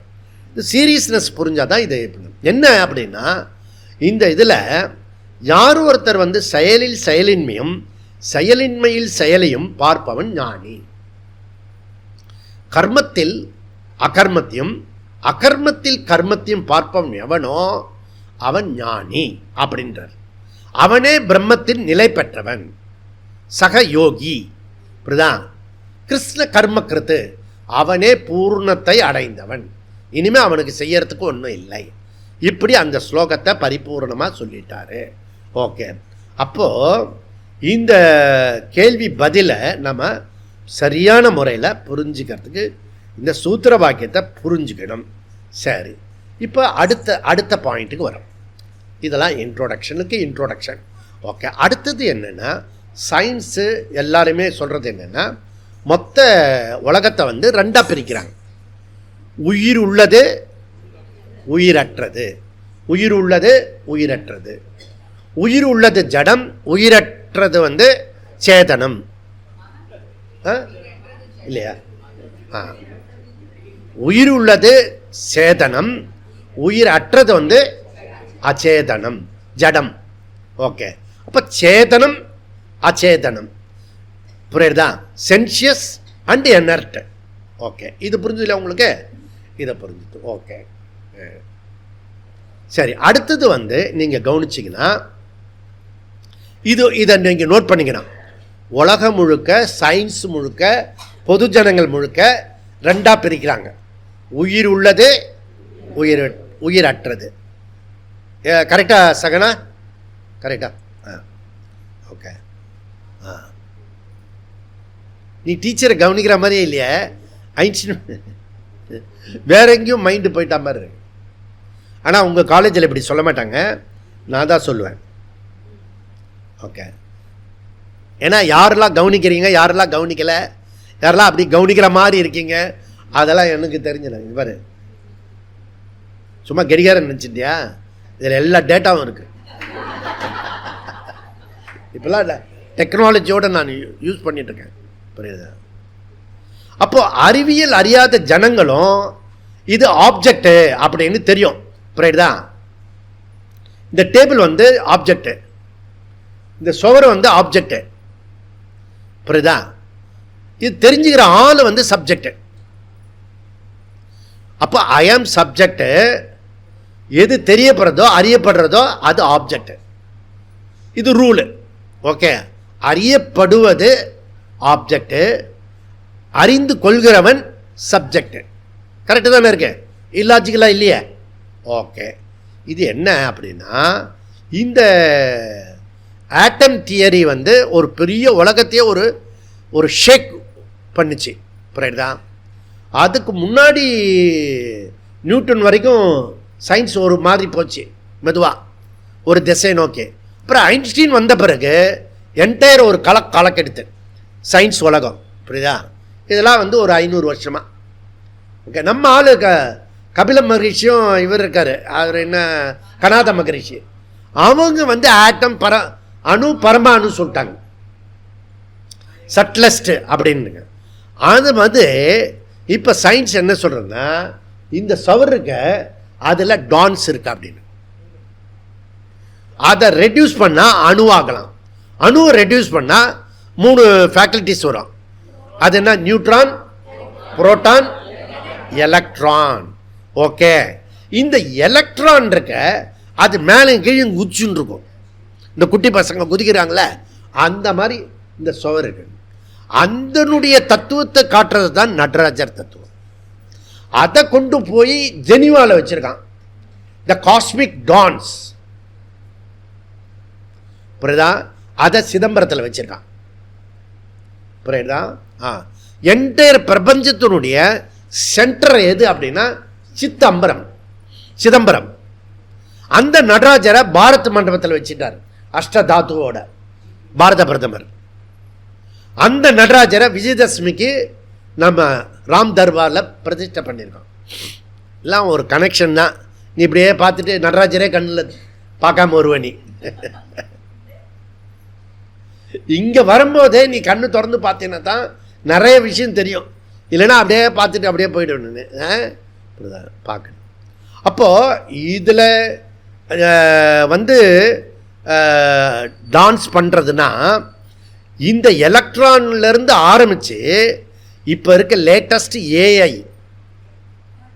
Artificial intelligent. இப்போ ஆர்டிஃபிஷியல் இன்டெலிஜென்ட்டு சேதனமா அச்சேதனமா? சேதனமா? அது சென்சியஸா எனர்ட்டா? நம்ம ஆற்றுல வந்து மாத்திரையை வேலைக்கு உயிரோடு இருக்க கூட கொடுக்க மாட்டா. ஆனால் ஏஐ இருக்கு இல்லையா, அந்த இது ரோபோட், அது கரெக்டாக மாத்திரை கொண்டு வந்து கொடுக்கும். சப்போஸ் போடலன்னு வச்சுக்கோ, நீ தான் மறந்து போயிடுவியா, இப்படி ஒரு தட்டும். புரியுதா? ஆனால் அது ஜடம். இப்போ நம்ம வேதாந்தி ரிஷிகள் என்ன பண்ணாங்கன்னா, ஜடத்தில் ஏஐ இல்லடா, இந்த உயிர் உள்ள ஜன்மாக்கள் சொல்றாங்கல்ல, அதுவே ஏஐ தான். இங்க உட்கார்ந்து இருக்கிறது எல்லாமே ஆர்டிபிஷியல் இன்டெலிஜென்ட் தான். ஏன்? ஜடம். காலையில் இப்படி கூப்பிட்டு திட்டுறேல, அப்படி இல்லை. எதுவுமே நம்ம ரூல் படி பேசணும். எது திருஷ்யம் தது ஜடம், எது திருஷ்யம் தது ஜடம். எதை நீ பார்க்கிறையோ, எதை நீ அறியறையோ, எதை வந்து கேட்கிறையோ, அது வந்து ஜடம். புரியுதா? ஸ்ரோத்ரஸ்ய ஸ்ரோத்ரம், சக்ஷுஷு சக்ஷு, பிராணஸ்ய பிராணகா, அதுதான் சத்தியம் மொழிய. புரியுதா? நீ பார்க்கிறதெல்லாம் அது திருஷ்யம், அந்த திருஷ்யம் ஜடம். அப்ப என்னால் அறியப்படுகின்ற ஜகத்து அது ஜடம். என்னால் அறிந்து கொள்ளக்கூடிய இந்த உடம்பு அது ஜடம். என்னால் அறிந்து கொள்ளக்கூடிய கர்மேந்திரியம் ஞானேந்திரியம் இருக்க அது ஜடம். என்னால் உபத்திரம் கொடுத்து கூடவே இருந்து குழிபறிக்கிறத என் மைண்டு, அதுவும் ஜடம், என்னர்ட்டு. என்கிட்ட என்னென்னலாம் இருக்கிறதோ அதெல்லாம் என்னட்டு சொல்லிட்டீங்களா? புரியுது? புரியுப்போ உயிர் உள்ளது உயிரற்றது சொன்னால அதை இப்போ டிஸ்மிஸ் பண்ணிட்டோம். உயிர் உள்ளது உயிரற்றது அப்படி ஒன்றுமே கிடையாது. புரியுதா? இப்போ என்ன பண்ணிட்டோம்? திருக்கு திருஷ்யம்னு கொண்டு வந்துட்டோம்.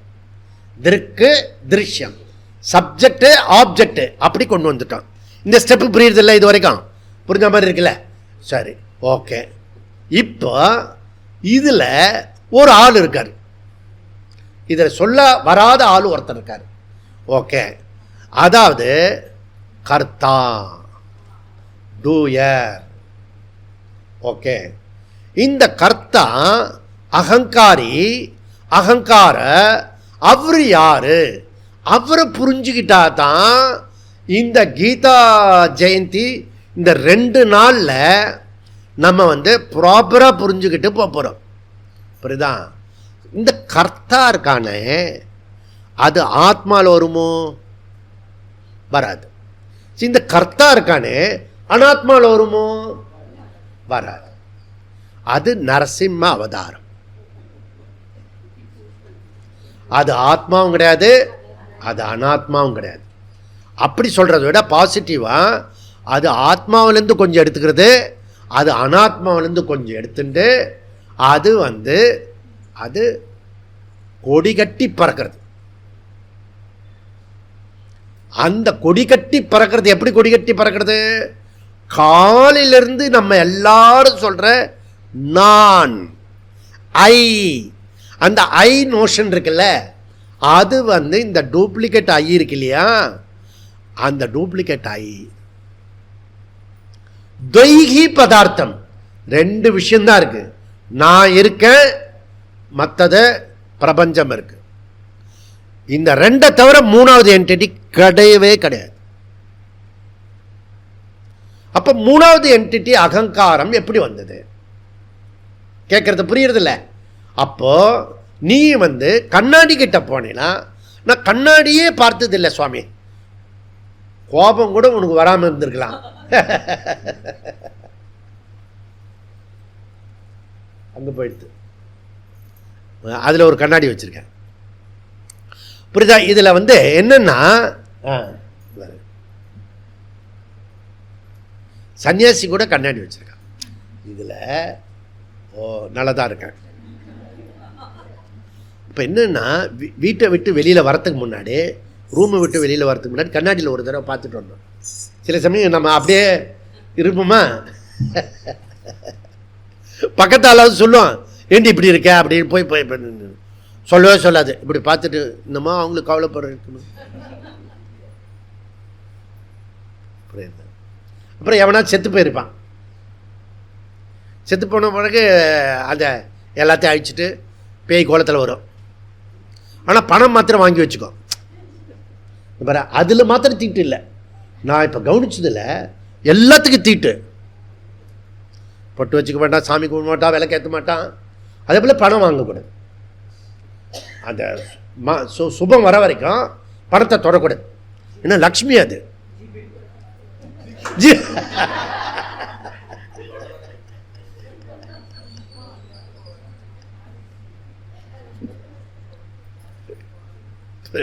அது லக்ஷ்மி அது, புரியுதா? சரி போட்டான். அப்போ இந்த சப்ஜெக்ட் ஆப்ஜெக்டில் இந்த அகங்காரம் வருதா அப்படின்னு பார்த்தா வரல. ஏன்னா சப்ஜெக்ட் ஓசி, ஒரிஜினல் கான்சியஸ்னஸ். ஆப்ஜெக்ட் ஆர்எம், ரிஃப்ளெக்ஷன் மீடியம், உபாதி. இப்போ மனசு, இந்திரியங்கள், உடம்பு, இந்த உடம்பு, இந்திரியங்கள், மனசு இருக்கு இல்லையா, அது மீடியம், உபாதி, புரியுறதா? ஜடவஸ்து. அப்போ இதில் ஓசிலேருந்து வரக்கூடிய ஆர்சி இருக்கு இல்லையா, ரிஃப்ளெக்ஷன் கான்சியஸ்னஸ். இந்த ரிஃப்ளெக்ஷன் கான்சியஸ், அதாவது பிரதிபிம்ப சைத்தன்யம். அந்த பிரதிபிம்ப சைத்தன்யம் தான் கர்த்தா.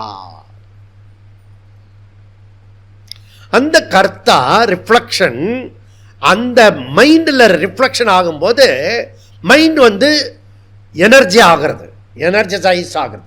அது ஒரு சென்சியஸ் ஆகிறது.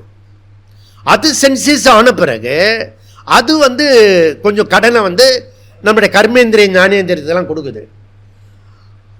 அந்த கர்மேந்திரிய ஞானேந்திரிய சென்சியஸாக இருக்கிறதுனால உன் உடம்பு சென்சியஸாக ஃபீலிங் இருக்கு. ஏன் சொல்லு? இந்த சரீரத்துக்கும் இந்த புலனுக்கும் என்ன சம்பந்தம்? இந்த உடம்புக்கும் இந்த புலன்களுக்கும் என்ன சம்பந்தம்? அதாவது இதுக்கு பேர் என்ன? காது. காது காது என்னது? கோலகம். இந்த கண்ணு கோலகம், மூக்கு கோலகம், இந்த தலையிலேருந்து கால் வரைக்கும் இருக்கிறது ஸ்பரிஷ கோலகம். இந்த கோலகம் தான் சரீரம். சரீரத்தினுடைய ஸ்டேட்டஸை பாரு. என்னுடைய சென்சஸ் இல்லைன்னா இதுவே கிடையாது. புரியுதா? ஓகே, இந்த உடம்புக்கு முதல்ல பிரிச்சுக்க தெரிஞ்சுக்க. இந்த உடம்பு ஏன் சென்சியஸாக இருக்குன்னா இந்த கோலக ஸ்டேட்டஸ் இருக்கிறதுனால, அதில் இந்த கர்மேந்திரியம் ஞானேந்திரியமும் அதில் ஒர்க் பண்ணுறதுனால உடம்பும் நமக்கு சென்சியஸாக இருக்கிறது. இது சென்சியஸாக இருக்கிறதுக்கு காரணம் மனசு சென்சியஸாக இருக்கிறது.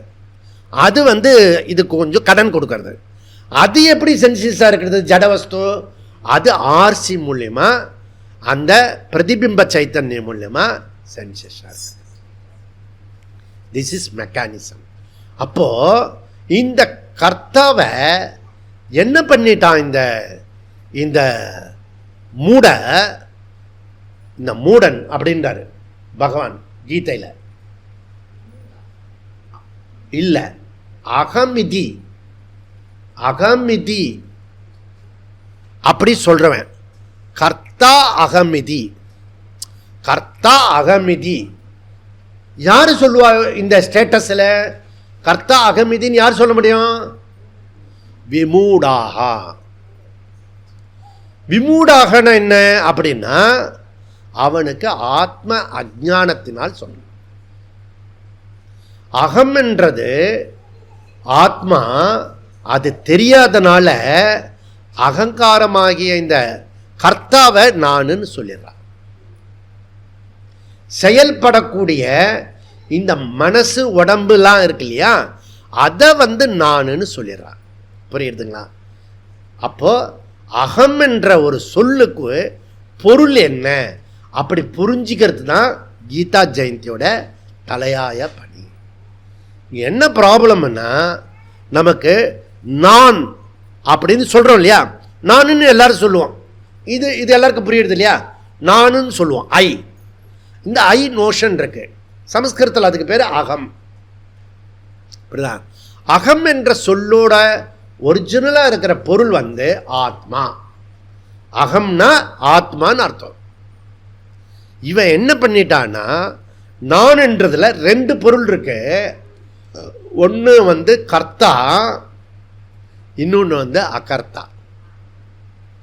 அகர்த்தா அபோக்தா ஆத்மாவா அகம், அல்லது கர்த்தா போக்தா அகங்கார அகமா? நீ எந்த அகத்தை எடுத்துக்க போற, எந்த நான் நீ கிளைம் பண்ண போற? அர்த்தம் ஆகிறதுல படிப்படியாக முன்னேறிட்டு வரோம், உள்ளர இருக்கோம். புரியுதா?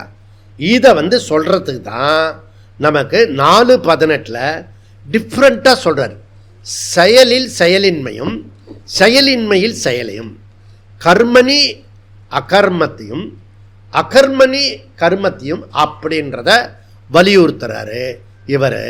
அதனால இதெல்லாம் தெரிஞ்சிக்க வேண்டிய ஒரு முக்கியமான ஒரு விஷயமா இருக்கிறது.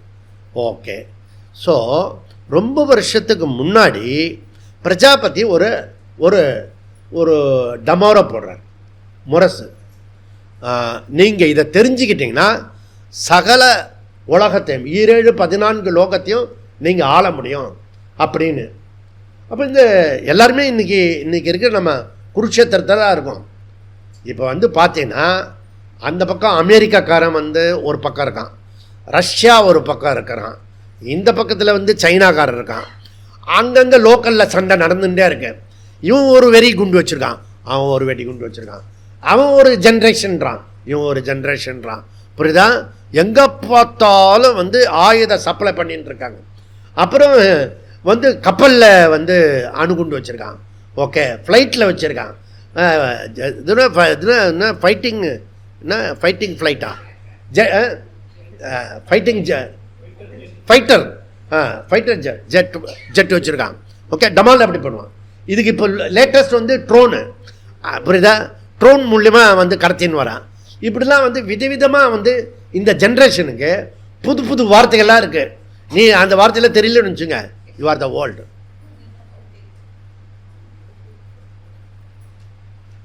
பத்தாம் பஸ்ஸிலையும் சொல்லிட்டு போயிடும் குழந்தைங்க. இப்படிதான் யாரெல்லாம் குழந்தைய பற்றிக்கலாம் கொஞ்சம் அந்த லேட்டஸ்ட் விஷயம்லாம் தெரிஞ்சுக்கணும். புரியுதா? பிரம்மோஸ்னா என்ன, ஆமா பிரம்மோஸ் கூட உனக்கு தெரியாதா அப்படின்னு கேட்டுரும்.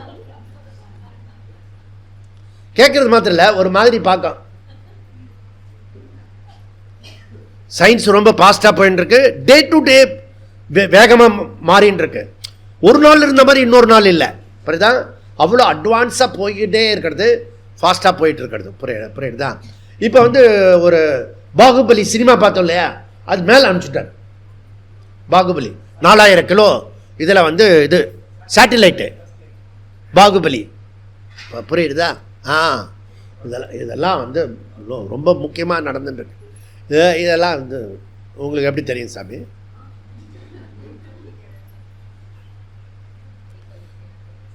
அப்போ இது சயின்ஸ் வந்து வேகமாக போயின்னு இருக்க காலத்தில் ஏன் சயின்ஸ் இவ்வளோ வேகமாக போகிறது, ஏன் அஸ்திரத்தில் இவ்வளோ கான்சன்ட்ரேஷன் பண்ணுறான்னா, இன்னொரு ஊரை பிடிக்கிறதுக்கு, இன்னொரு நாட்டை பிடிக்கிறதுக்கு, இன்னொருத்த சொத்தெல்லாம் அடிச்சுட்டு போயிடலான்னு. அவன் என்ன கனிம வளம் வச்சுருக்கான், அவன் என்ன சொத்து இருக்கான், பழைய மாதிரி தான். இந்த கோரி வந்தான்ல, கஜினி அடிச்சுட்டு போனால, அதே பேட்டர்னில் இப்போ டெக்னிக்கலாக அடிக்கிறான். அவனை தான். புரியுதா? இப்போ இந்த அமெரிக்கா வந்து ஏன் இப்படி பண்ணுறான் அப்படின்னா, இப்போ நமக்கு கண்ணு தெரிஞ்சு அப்போல்லாம் சொல்லும் போது 7 கப்பலில் வந்து தங்கத்தை எடுத்துகிட்டு போயிட்டான் இந்த இங்கிலீஷ்காரன் அப்படி சொன்னால் ஒரு மாதிரி நம்மளை நக்கலாக பார்ப்பான். இப்போ கண்ணு முன்னாடி வந்து பாகிஸ்தானில் அந்த பலுச்சிஸ்தானில் யுரேனியம் மற்றதெல்லாம் வந்து அமெரிக்காக்காரன் எடுத்துகிட்டு போயிட்டான். அப்படியே மண்ணோட அவன் போய் ப்ராசஸ் பண்ணிப்பான். புரியுறதா? நாமும் இப்போ சொல்லியிருக்கோம், நீ வந்து இப்படி கண்டுபிடிச்சி கொடுத்தீங்கன்னா 1% எனக்கு கொடுத்தா போகிறோம், புரியுதா? இன்னொரு கனிம வளம் இருக்குது 3% கொடுத்தா போகிறோம் அப்படி சொல்லியிருக்காங்க. ஏன்னா நம்மளால் கண்டுபிடிக்க முடியாது, புரியுதா? அவனை கண்டுபிடிச்சி, ஏன்னா அது வந்து அந்த பழைய காலத்தில் இது இந்த கொள்ளர் பட்டறையில் இந்த சாக்கடை போகும், திரும்ப ஒருத்தன் வந்து அதில் இப்படி பண்ணிட்டு இருப்பான், அதில் ஒரு துகள் தங்கம் கிடைக்கும், புரியுதா? அவன் வந்து 1 மாதத்துக்கு போகிறோம், அது புரியுதா? அது போல் அந்த சாக்கடையில் ஒருத்தன் தூண்டினான்ல, அந்த மாதிரி தான் அமெரிக்கா பண்ணிட்டு இருக்கான். ஒரு ஸ்டேட்டஸாக பண்ணிட்டு இருக்கான், அவ்வளோதான் ஒன்று. அதனால இப்போ சவுத் ஆப்பிரிக்காவுக்கு அவன் வராதனால இந்த வளர்ந்துன்னு இருக்கிற நாடெல்லாம் சேர்ந்து கம்ஃபர்டபுளாக ஒரு மீட்டிங் பண்ணி முடிச்சுட்டாங்க. 192 அதிகரணம் இருக்குது இதில், பிரம்மசூத்திரத்தில். அங்கே சவுத் ஆப்பிரிக்காவில் 192 தீர்மானம் போட்டு நிறைவேற்றிட்டாங்க. புரியுதா? அந்த மாதிரி பண்ணியிருக்காங்க. அப்போது இந்த பிரஜாபதி ஒரு அறிக்கை விட்டார். என்ன அறிக்கை விட்டாருன்னா, அவர் 3 லோகத்தையும் ஆளலாம், சும்மா நீ கனிம வளம்லாம் திருட வேண்டாம், இந்த இதெல்லாம் ஆயுதெல்லாம் வேண்டாம், 3 லோகத்தையும் நான் சொல்லி கொடுக்குற விஷயத்தை கற்றுக்கிட்டே நான் போகிறோம். அப்போது 2 லோகத்தை, அப்போ அன்றைக்கி 2 லோகம் தான் இருக்குது, இன்றைக்கி 2 லோகம் தான் இருக்குது. ஒன்று தேவர்கள், இன்னொன்று அசுரர்கள். புரியுதா? நம்ம தேவர்கள் சைடில் இருக்காங்க, அதுதான் நரேந்திர மோடியை எல்லாரும் விரும்புகிறாங்க, புரியுதா? மற்ற பயலாம் அசுர பயலாக இருக்கான். அதே தான் நடந்துன்னு இருக்கு, புராணத்தில் இருக்க மாதிரியே இருக்குது, டெக்னிக்கலாக வேறு மாதிரி இருக்குது, அவ்வளோதான். புரியுதா? பிரஜாபதி அந்த அசுரர்களுடைய ஒரு ரெப்ரசண்ட்டாக எல்லாரையும் வருவாங்களா, வெளியுறவு மந்திரி தான் அனுப்புவாங்க, புரியுதா? ஜெய்சங்கர் தான் போய் பேசுவார், புரியுதா? அப்போல்லாம் அந்த ஊர் யார் இருக்காங்களோ அந்த மாதிரி பேசுவாங்க. அந்த மாதிரி ரெப்ரசண்ட்டாக யார் வந்தான்? யாருக்கு? நான் அப்படியா கேட்டேன்? அசுரர்களுடைய உனக்கு தெரிஞ்சது சொல்லக்கூடாது, நான் கேட்டுக்கிட்டே இருக்கணும். நான் அசுரர்களுடைய சார்பா ஒருத்தன் வந்தான். ஏன்னா அவனுக்கு தானே ஆர்வம் அதிகமாக இருக்கும் இப்போ பிரத்யேக சொத்து எடுத்துக்கிறதுக்கு. அதனால் அசுரர்களுடைய சார்பாக யார் வந்தான்? விரோச்சனன். அவன் தான் நமக்கு வேண்டியவன். இப்படிதான் இந்திரன் வேண்டியவன் கிடையாது, நல்லா புரிஞ்சுக்கணும். ஏன்னா நான் சொல்ல போகிறதுலேருந்து தெரிய போகிறது. தேவர்களுடைய சார்பாக இந்திரன் வந்தான். 2 பேருமே வந்து எங்கே வந்தீங்க அப்படி கேட்டேன். இல்லை இன்னும் எங்கே வந்தீங்க நீங்கள் ஏதோ சொல்கிறீங்களா, அது அப்போ இருங்க அப்படி சொல்கிறேன். இருந்து பொறுமையாக இருக்கிற வரைக்கும் சாதிச்சுக்கணும், புரியுதா? இருந்தாங்க. அப்புறம் ஒரு டைம் சொன்னார், அந்த டயத்துக்கு வந்துட்டு எல்லாரும் கூப்பிட்டாங்க. சொல்லுங்கள், இந்த கண்ணாடியை போய் பார்த்துட்டு வாங்க. அதில் எது தெரியுதோ அது அழியாதது, அது அற்புதமானது, அது இன்ஃபினிட், எல்லையற்றது, அவ்வளோதானே அப்படின்னு சொல்லிட்டு கண்ணாடியில் போய் பார்த்தா 2 பேருமே டக்குன்னு புரிஞ்சுது. ஓ, சரீரத்தை நம்ம தெரிஞ்சுக்கிட்டோம்னா அழியாத ஒரு நிலைக்கு போயிடலாம் அப்படின்னு 2 பேருமே கிளம்பிட்டான் ஊருக்கு. போகிற வழியில் இந்திரனுக்கு முதல் டவுட்டாக இருக்கு, அழியாதுன்றாங்களே, ராமர் கிருஷ்ணர் வந்தால் கூட அந்த சரீரம் அழிஞ்சிடும். புரியுதா? சரீரம்னா அழிஞ்சு போயிடும்.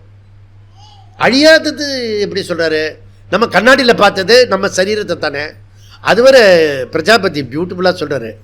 இப்போ பார்த்தீங்களா, இப்போ டெக்கரேஷன், இந்த மாதிரி டெக்கரேஷன்லாம் பண்ணிக்கிட்டு அந்த கண்ணாடியில் போய் பாருங்கள். பாரு, அப்போ கூட தான் இதுதான் தெரியுது. புரியுதா? இப்போ கன்ஃபார்ம் ஆயிடுச்சு. கன்ஃபார்ம் பண்ணுறதுக்காக தான் ட்ரை பண்ணுறாரு. சரீரம் அகம் சரீரகா. புரியுதா? நம்ம லாங்குவேஜில் சொன்னால் அகம் அனாத்மஹா. இதை தான் நம்ம வருஷப்பிறப்புக்கு பண்ணுவோம். வருஷப்பிறப்புக்கு என்ன பண்ணுவாங்கன்னா, உங்கள் வீட்டில் பண்ணாங்களே இல்லையோ, இந்திராணி அம்மா வந்து செம்ம ஒரு கண்ணாடி வச்சு, மிரர் வச்சு, அப்புறம் வந்து கோல்டெல்லாம் வச்சு, பணம்லாம் வச்சு, அப்புறம் வந்து தங்க காசெல்லாம் வச்சு, அப்புறம் வந்து இந்த பருப்புலாம் வச்சு, இதெல்லாம் வச்சுட்டு கண்ணை மூடி கூட்டிகிட்டு வருவாள். புரியுதா? வேறு எதுலேயும் கண்ணு மூடிக்கூடாது. அந்த வருஷம் முழுக்க வேறு மாதிரி ஆகிடும். பாரு அப்படி. புரியுதா? நான் அப்பவும் ஓரத்தில் இப்படி கண்ணாடியில் பார்த்துருவேன் என்ன. புரியுதா? ஓ, நானும் தெரியுறேன், இதெல்லாம் தெரியுது அப்படின்னு. அப்போ ஐஸ்வர்யம் வரும். இதுதான் ஐடியா. புரியுதா? இவ்வளோதான் நம்ம வந்து அந்த கதையிலேருந்து தெரிஞ்சுக்கிட்டேன். ஆனால் இது உபநிஷத்து கதை. புரியுறதா? எல்லாம் விரோச்சனன் இதுக்கு கற்றுக் கொடுக்குறது. புரியுதா? இந்திரன் வந்துட்டு திருப்பி கேட்டு இது திருஷ்யமாக இருக்கிறதே அது இருக்காது அப்படி சொல்லிட்டு அவனுக்கு சொன்னது ஆத்ம தத்துவத்தை சொன்னார். புரியுதா? ஆத்மா தான் நீ, அனாத்மாவாகிய நீ கிடையாது. அப்போ சரீரத்தை நானு நீ வந்து ஸ்ட்ராங்காக மனசில் வச்சிருக்கிய, அந்த சரீரத்தை நீ வந்து எடுத்துக்கிட்டு வரணும். அதனால் இப்போ இந்த பகவத்கீதை வந்து தத்துவத்தை புரிஞ்சவங்க இது எப்படி தெரியணும், எதுவரை இதை படிக்கணும்? ஆசுக்தே அமிர்தே காலம் நயேத் வேதாந்த சிந்தையே. 3 சொல்லு பாருங்க. ஆசுக்தேகே ஆமிருதேகே காலம் நயேத் வேதாந்த சிந்தையே. அதாவது இந்த சரீர மரண பரியந்தம் வரை இந்த வேதாந்த சிந்தனையிலேயே இருக்கணும். நான் உங்களுக்கு கம்ஃபர்டபுளாக ஒன்று சொல்கிறேன். இது வந்து வேதாந்த வாக்கியம், உபாஷிதம். உங்களுக்கு ஒரு கம்ஃபர்டபுளாக சொல்கிறேன். இந்த சரீர பரியந்தம் ஆரோக்கியமாக இருக்கணும். இது ஜாலியாக இருக்குல்ல, கரெக்டாக இருக்குல்ல? இந்த சரீரம் இருக்கிற வரைக்கும் நம்ம ஆரோக்கியமாக இருக்கணும். இப்போ புரியுறதா? இன்றைக்கி காலம்பரை ஒருத்தர் வந்து சூரிய நமஸ்கார் பண்ணார் சாஸ்திரத்தில். எனக்கு ஒரே சந்தோஷமாயிடுச்சு. புரியுதா? சரீரம் உள்ள வரைக்கும் ஆரோக்கியமாக இருக்கணும். இது எல்லாருமே பண்ண முடியும். புரியுதா? சரி, ஆரோக்கியத்தை தொலைக்கக்கூடாது. அதுக்கு நீ ஏதாவது பண்ணணும். புரியுதா? பண்ணினா தான் அப்படி இருக்கணும். ஓகே, இதை பண்ணு. இங்கே என்ன சொல்கிறோம்னா, வேதாந்தத்தில் நீ கடைசி வரைக்கும் பண்ணணும் அப்படின்றத கீதா ஜெயந்தியில் 2021 கீதா ஜெயந்தி 2025 இன்றைக்கி நமக்கு பூர்த்தி ஆகி 4 வருடம் இன்றைக்கி பூர்த்தி ஆகிறது. அதனால் இந்த சாஸ்திராலயத்தில் நாம் நாளைக்கு சாயந்தரம் அதை விசேஷமாக கொண்டாட போகிறோம். அதுக்கு முன்னாடி நம்ம 9 வகுப்பு எடுக்கிறதா பிளான் பண்ணியிருக்கோம். இன்றைக்கி வந்து 5 வகுப்பு, நாளைக்கு 4 வகுப்பு நம்ம எடுக்கிறதுக்கு போவோம்.